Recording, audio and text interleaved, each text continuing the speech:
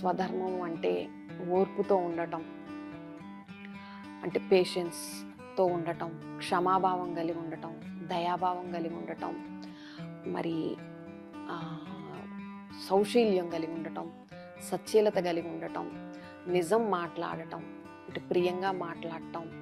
మితంగా మాట్లాడటం, ఇటువంటివి సంతుష్టంగా సదా సంతుష్టంగా ఉండటం, కాఠిన్యం లేకుండా ఉండటం, డాంబికం లేకుండా ఉండటం, గొప్పలు చెప్పుకోకుండా ఉండటం, కపటత్వం లేకుండా ఉండటం, క్రౌర్యత్వం లేకుండా ఉండటం, మరి దుర్జన సాంగత్యానికి మరి దూరంగా ఉండటం,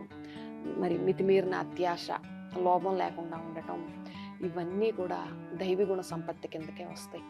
ఈ విధంగా ఇటువంటి సుగుణాల సంపదని ఎప్పుడైతే మన జీవితంలో పదిలంగా ఉంచుకుంటామో అప్పుడు ప్రతి మానవుడి జీవితం కూడా ఎంతో